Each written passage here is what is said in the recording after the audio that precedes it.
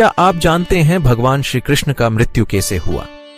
आखिर भगवान श्री कृष्ण का मृत्यु के बाद द्वारिका की महिलाओं के साथ क्या हुआ? आप देख रहे हैं सिंसियर ज्ञान। तो चलिए शुरू करते हैं ज्ञान की सागर।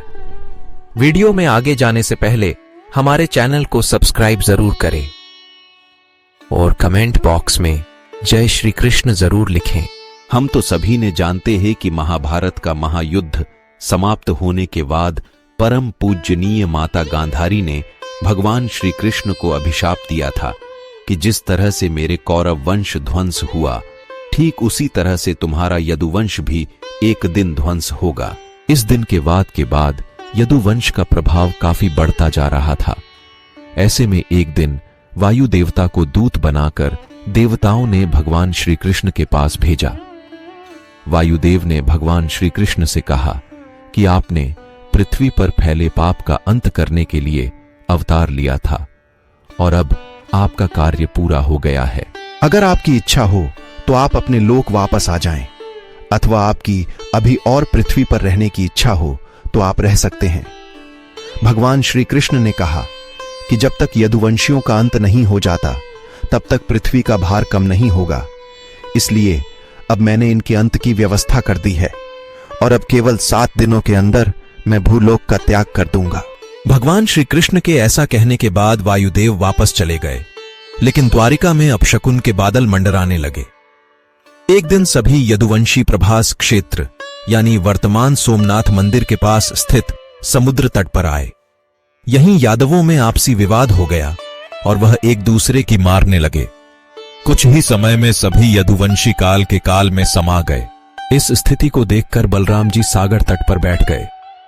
भगवान श्री कृष्ण और उनके सारथी दारुक ने देखा कि बलराम जी के मुख से एक विशाल नाग बाहर निकल रहा है। समुद्र उस नाग की स्तुति कर रहा है। कुछ ही समय में वह नाग सागर में समा गया। इस तरह बलराम, जो शेषनाग के अवतार थे, शरीर त्याग कर क्षीर सागर में चले गए।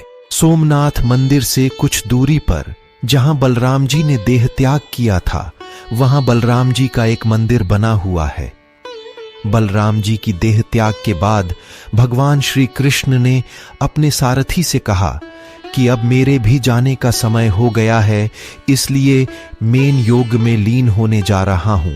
द्वारिका में जो लोग बच गए हैं उन सभी को कह दो कि अर्जुन के आने के बाद वह द्वारिका को छोड़कर उनके साथ चले जाएं, क्योंकि अर्जुन के द्वारिका से जाने के बाद मैंने समुद्र से जो भूमि द्वारिका नगरी बसाने के लिए ली थी, समुद्र उसे डुबो देगा।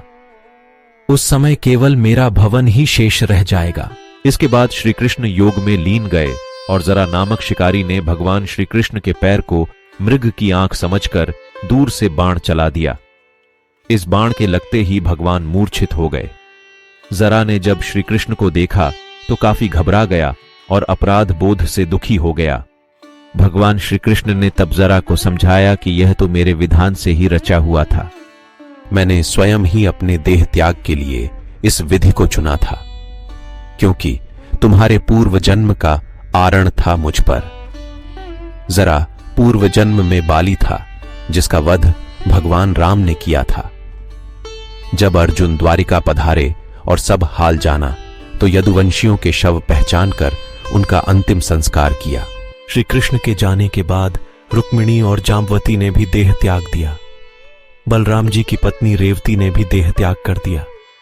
इसके बाद दुखी मन से अर्जुन द्वारिका से सभी बचे हुए लोगों को अपने साथ लेकर लौट पड़े और अर्जुन के द्वारिका से जाते हुए समुद्र ने द्वारिका नगरी को डुबो दिया। इसके साथ ही कलयुग भी धरती पर आ पहुंचा।